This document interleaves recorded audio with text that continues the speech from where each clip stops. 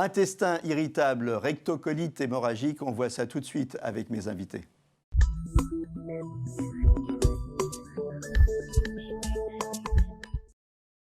Avec moi sur le plateau, le docteur William Bérébi, vous êtes gastro-entérologue, vous êtes auteur de Diagnostic et Thérapeutique et on peut vous retrouver sur votre podcast. Merci docteur. Tout à fait. Merci docteur. Docteur Philippe Pouletti, vous êtes aussi avec nous sur le plateau, vous êtes le président d'Abivax. Et avec nous en duplex, Hélène qui gentiment a accepté de témoigner sur le syndrome de l'intestin irritable. Et Hélène, chez vous, ça a commencé, vous étiez gamine?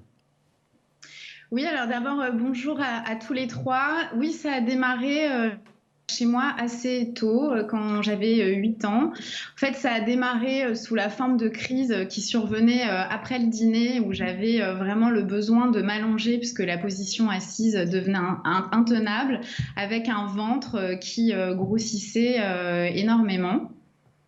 Donc d'abord, j'ai vu mon pédiatre à l'époque qui m'a donné du carbolevure, ce qui est assez courant dans le traitement des ballonnements et de l'intestin irritable. Et puis c'est là qu'a démarré un parcours médical assez long, puisque les symptômes ont continué d'être présents. Donc c'était assez handicapant, notamment quand on va au restaurant, on commence à appréhender de savoir comment on va se sentir après le repas, on commence à faire un petit peu aussi des fixettes sur ce qu'on mange.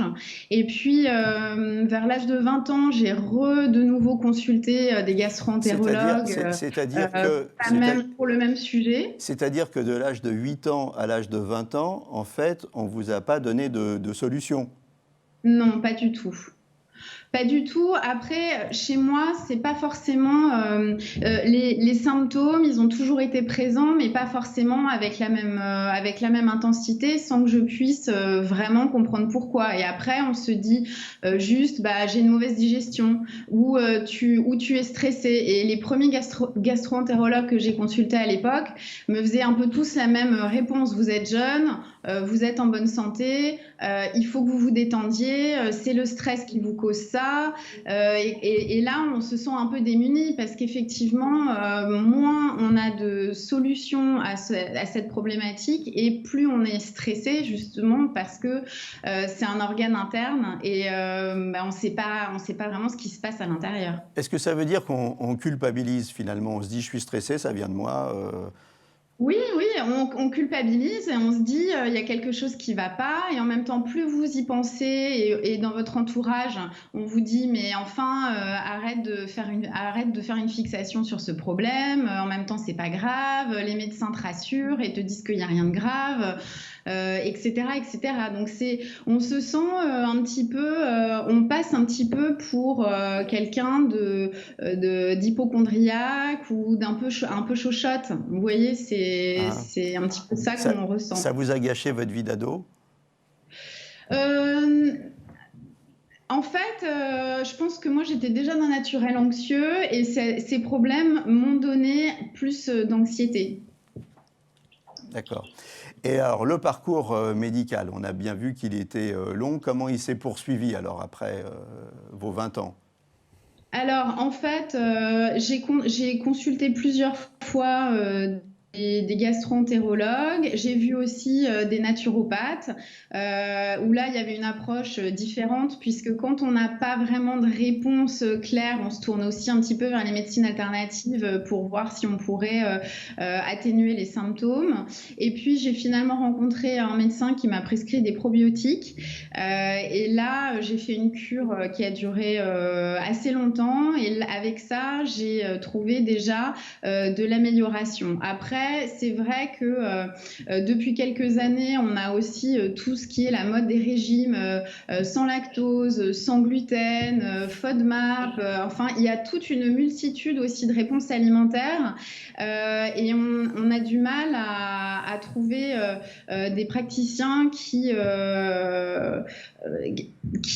sachent, qui sont capables de nous orienter jusqu'à ce que je rencontre le docteur Bérébi dont je suis patiente. étudiantes, c'est vrai qu'il y a souvent les probiotiques, oui, enfin bon, scientifiquement, on ne sait pas trop. Les régimes, oui, on ne sait pas. Alors, on est quand même dans une incertitude.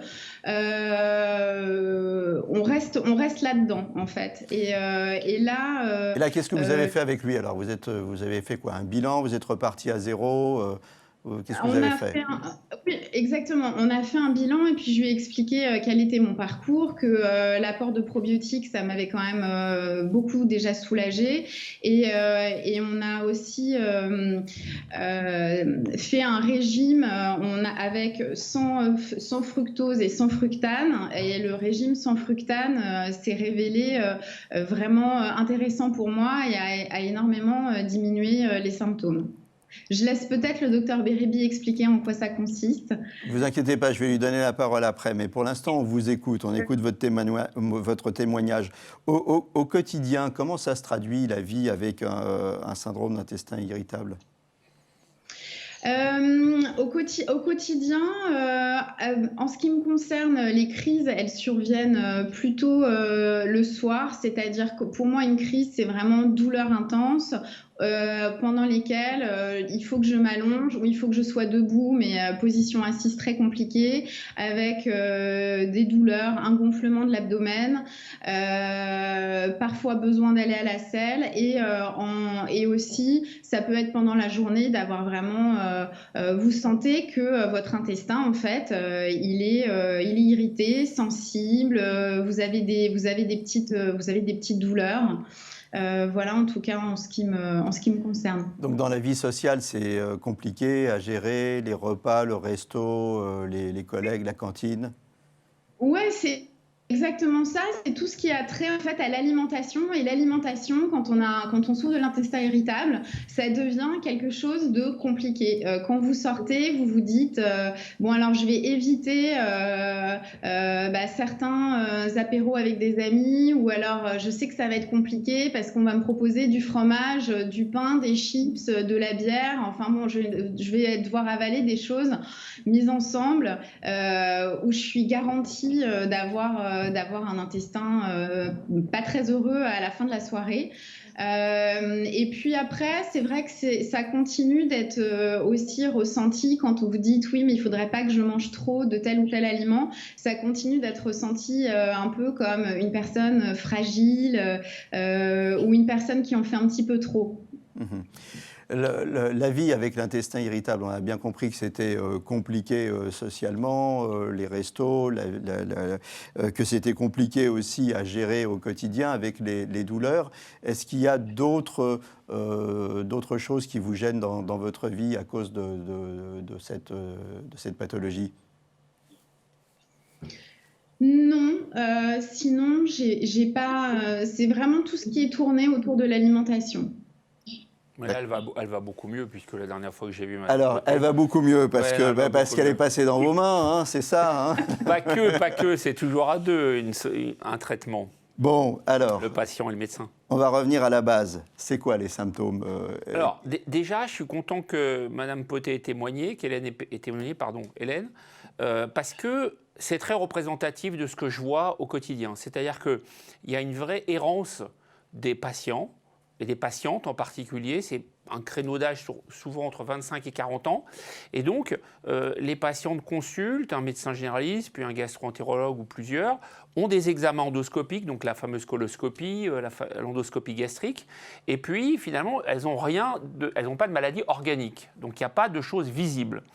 Et là, bon, en général, derrière, elles ne sont pas toujours prises en charge comme il se doit. C'est-à-dire qu'elles ne vont pas trouver de solution. Effectivement, cela va émettre sur le compte du stress et de l'anxiété. Et in fine, elles ne vont pas avoir vraiment de solution à leurs problèmes. J'ai l'impression, à chaque fois que j'interroge des médecins et qu'on parle d'une pathologie, quand on ne sait pas, on dit c'est le stress, c'est l'anxiété ou c'est dans votre tête. Et alors l'intestin irritable... Ça, c'est la réponse. Oui, l'intestin irritable, c'est le symbole absolu, puisqu'il n'y a pas de lésion endoscopique et il n'y a pas de test non plus sanguin ni dans les selles pour dire vous avez un intestin irritable.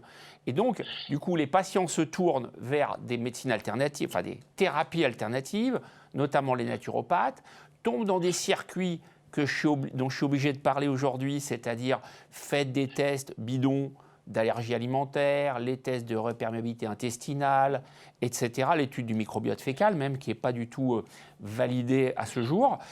Après, on leur propose des traitements avec de la glutamine, avec des, voilà, prenez chez un tel produit, tel produit et tel produit. Je vous passe les détails. Et finalement, au bout d'1 an, 2 ans, elles se rendent bien compte que finalement, il n'y a pas eu de démarche rationnelle et pragmatique. Et elles cherchent à nouveau des médecins qui connaissent le microbiote, qui connaissent l'intestin irritable.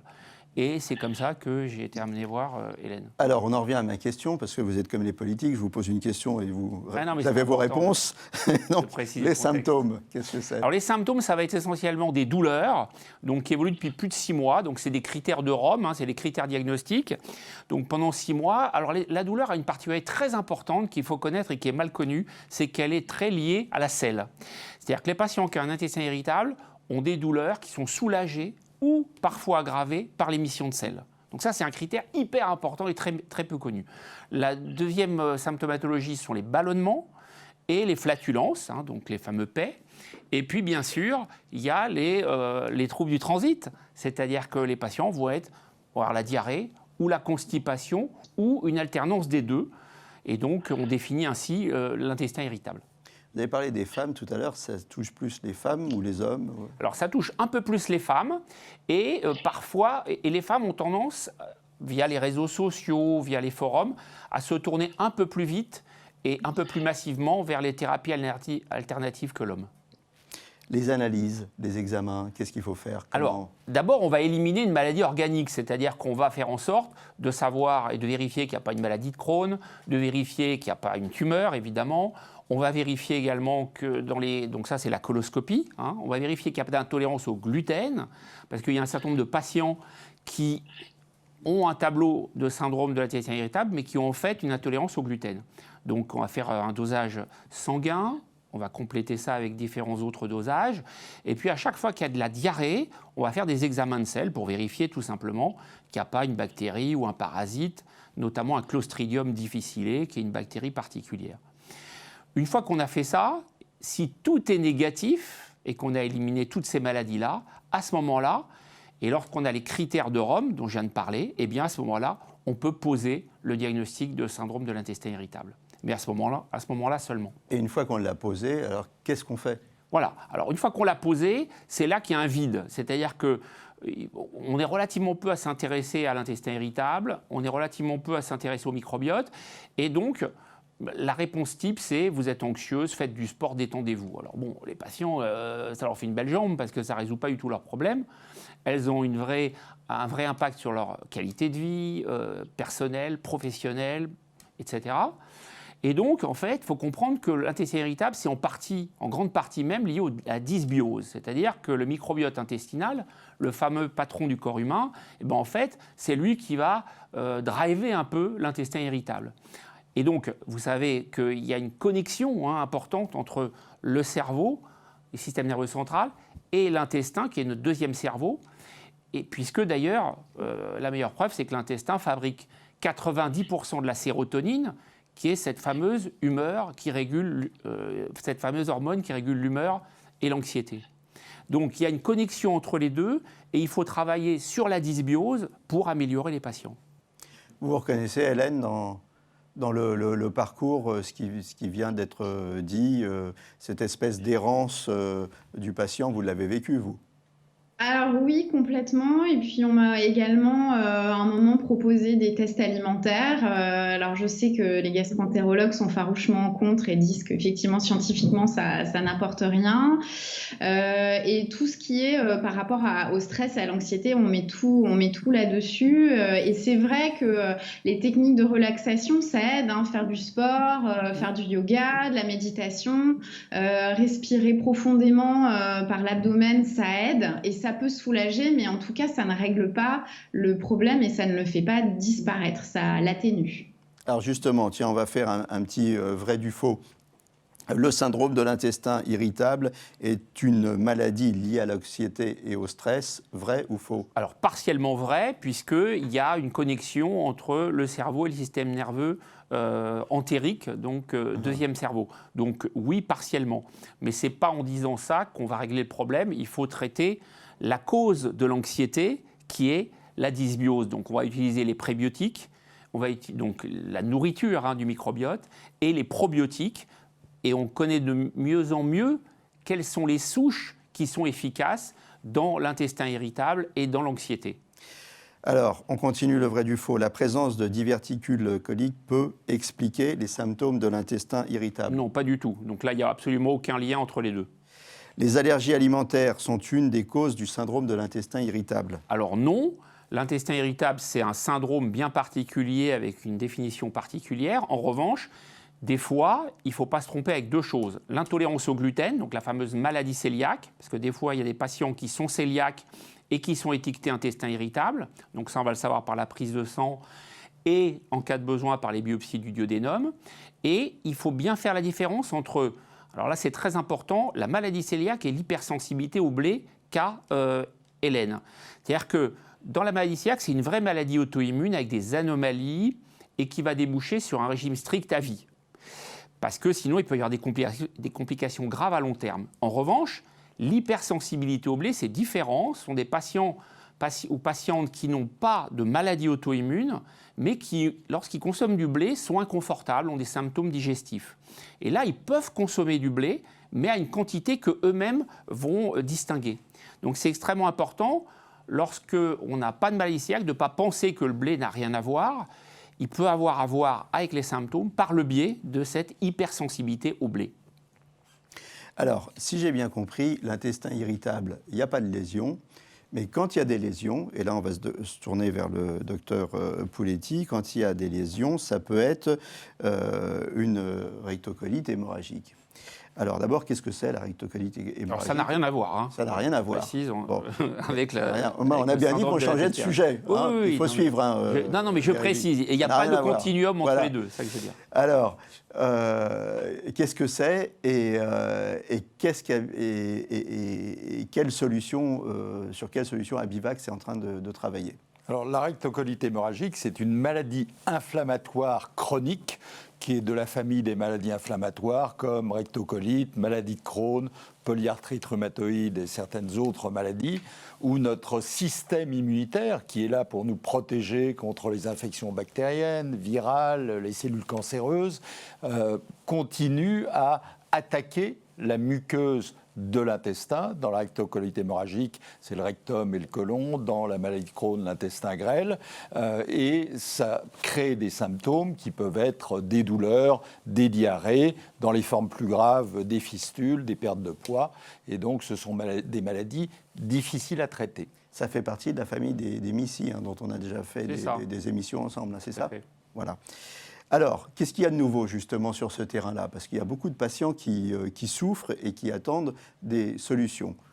Alors, pour les formes modérées ou sévères, au-delà de la corticothérapie qu'on utilise depuis des années, il y a eu des progrès dans les 20 dernières années avec les anti-TNF, les JAK inhibiteurs, etc. Donc, avec Abivax, on s'est attaché à comprendre quel était le mécanisme de la réaction inflammatoire et quels étaient les freins naturels de la réaction inflammatoire. Parce que notre organisme est capable de freiner la réaction inflammatoire. Quand une infection bactérienne ou virale est terminée, on la freine. Si la réaction inflammatoire s'emballe de manière cataclysmique, c'est le Covid, c'est le fameux orage cytokinique dont on parle. Et dans la rectocolite hémorragique, de manière chronique pendant des années, vous avez cette inflammation ou des lésions du rectum et du côlon. Et donc, on a trouvé avec Abivax qu'il y avait une molécule qui s'appelle le MIR124, qui est un frein naturel de l'inflammation. C'est-à-dire l'inflammation, vous avez ces cytokines qui sont les molécules qui aident les lymphocytes, les polynucléaires à communiquer entre eux, les macrophages pour attirer ces cellules et qui sont sécrétées en excès, eh bien, le MIR-124 est un peu un chef d'orchestre qui dit à ces cytokines « Stop, il est temps de réduire votre concentration, il est temps d'arrêter d'appeler toutes les cellules inflammatoires et immunitaires dans la muqueuse du côlon ». Et donc l'ABX464, cette molécule développée par Abivax, stimule le MIR-124 et ce général en chef dit à tout le monde « Stop, il faut freiner ». Et donc il y a effectivement de nombreux patients qui ont été testés maintenant, qui sont dans leur 3e année, avec des très bons résultats, non seulement à court terme, mais à long terme, sur les diarrhées, les pertes de poids, les douleurs, la muqueuse colique qu'on regarde en coloscopie, les paramètres biologiques. Et donc, cette molécule, il ne faut pas donner des faux espoirs. Tant qu'on n'aura pas fini la phase 2B et la phase 3, ça n'est qu'une molécule en développement. Mais disons que tous les signaux vont dans le bon sens de l'ABX464, qui serait une molécule à peu près 2 fois plus efficace que les anti-TNF ou les JAK inhibitors et très bien tolérée. Là, vous êtes au début de la phase 3 bientôt. Là, on est à la fin de la phase 2B, donc on a fait la phase 2A. On a fait une étude de maintenance où il y a des malades qui ont continué pendant 2 ans, certains qui sont dans leur 3e année. Et on a à peu près 160 patients aujourd'hui dans la phase 2B. D'ici fin décembre, on aura recruté les 250 patients de la phase 2B. Et en mai prochain, c'est un essai en double aveugle. On teste 3 doses de la BX464 et un placebo. En mai prochain, on aura les résultats de l'étude qu'on dit étude d'induction, c'est-à-dire quelques mois de traitement. Et ensuite, il y aura l'étude de maintenance qui a déjà commencé chez les malades qui ont fini leur étude d'induction. Et ensuite, les essais de phase 3. Et si tout se passe bien, un agrément de mise sur le marché vers 2025. Vers 2025. Donc c'est quand même, c'est encore loin. Hein.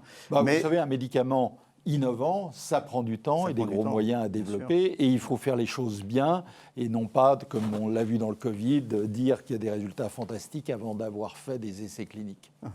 Alors vous, docteur Beribi, vous envoyez tous les jours des patients qui souffrent. Bien sûr. Comme ça, c'est un médicament comme celui-là. Alors bon, on le dit bien, on ne donne pas de faux espoirs aux gens, c'est 2025, tout ça, mais ce sera un outil précieux, non pour... Oui, bien sûr. Aujourd'hui, on a les immunosuppresseurs classiques, type azatioprine, on a le méthotrexate, on a les anticorps anti-TNF. Donc maintenant qu'on utilise par voie sous-cutanée, mais des fois on est en impasse thérapeutique, ça arrive, donc on associe parfois 2 molécules, immunosuppresseurs et anticorps anti-TNF, mais effectivement on a besoin de nouveaux moyens thérapeutiques pour arriver à contrôler le plus de personnes possible. L'idéal, ce serait d'arriver à contrôler 100% des patients Crohn ou RCH à terme. Pour l'instant, on n'y est pas. Donc oui, effectivement, les nouvelles molécules sont toujours intéressantes si elles confirment donc leur potentialité. Oui, parce qu'il faut rappeler que ce sont des maladies handicapantes pour la vie sociale. Certains malades vont jusqu'à 10 fois et plus aux toilettes par jour. Oui, il y a plusieurs problèmes. Il y a le problème clinique proprement dit, médical. Il y a un retentissement souvent sur la vie familiale et professionnelle. Et puis, il y a aussi, tout bêtement, la difficulté à obtenir un crédit. C'est tout bête, mais quelqu'un qui veut faire un crédit immobilier, il va avoir des taux 3 fois le taux de base. Voilà, donc il y a plein d'impacts qui font que, bien que l'espérance de vie, si vous voulez, avec les thérapeutiques actuelles soit la même que celle de personnes qui ne sont pas malades, mais il y a un vrai impact en termes de qualité de vie, ça c'est clair. Hélène, on va revenir à votre cas, parce qu'on arrive bientôt à la fin de cette émission. Si vous aviez des conseils à donner aux parents d'enfants qui ont des enfants qui souffrent d'intestin irritable, qu'est-ce qu'on doit leur dire ? Alors, moi, je leur dirais surtout de consulter jusqu'à ce qu'ils trouvent le bon interlocuteur et le médecin qui va savoir les orienter et qu'ils ne se laissent pas, on va dire, qu'ils ne restent pas sur une non-réponse ou un diagnostic posé mais sans concrète solution derrière. Aujourd'hui, le docteur Beribi en a parlé, une fois que le diagnostic est posé, on a aujourd'hui des solutions pour résoudre le problème et il faut persévérer pour réduire les symptômes. C'est quand même un petit peu handicapant, notamment quand on le développe enfant. c'est quand même source d'angoisse et pour la sociabilisation, c'est quand même un petit peu un frein. C'est une vraie maladie, hein, c'est un vrai syndrome et qui nécessite d'être pris au sérieux et d'être traité comme tel, et pas quelque chose qui est sans importance. Ça, faut bien l'avoir à l'esprit. Et ceux qui souffrent de MIS-C, alors qu'est-ce qu'on leur dit?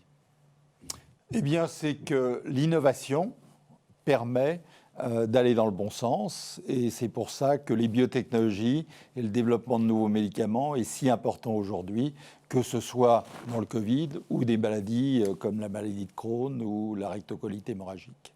Oui, l'innovation, c'est important. Alors maintenant, quand vous nous dites 2025, en attendant, qu'est-ce qu'on leur dit? On a fait des progrès quand même dans la prise en charge? Oui, bien sûr, bien sûr. Alors, il y a, les corticoïdes, on les utilise très peu maintenant, on les utilise beaucoup moins dans la rectocolite hémorragique, plus du tout quasiment dans le Crohn.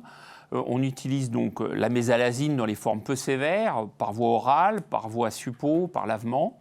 Et on utilise donc, comme je le disais tout à l'heure, les immunosuppresseurs et les anticorps anti-TNF. Juste un mot, si vous permettez, sur Hélène. Un petit mot. Un petit mot, c'est par rapport aux organes génitaux et à la gynécologie, il faut toujours être prudent et penser aussi à l'endométriose, qui est une cause de douleur abdominale basse, et ne pas hésiter à faire une IRM pelvienne chez les patientes qui ont des douleurs abdominales. Voilà, pour ne pas passer à côté de... Une pathologie où il y a ça. très peu de médicaments, où il y a Absolument. très peu d'innovation thérapeutique. Et où Exact. on attend l'innovation. On vous réinvitera Tout à fait. pour l'endométriose et l'innovation. Merci à tous les trois d'être passés sur Merci à le vous. plateau de Capital Santé. Dr William Bérébi, je rappelle que vous êtes gastro-entérologue et auteur de Diagnostic et Thérapeutique et qu'on peut vous retrouver sur votre podcast. Merci docteur. Tout à fait.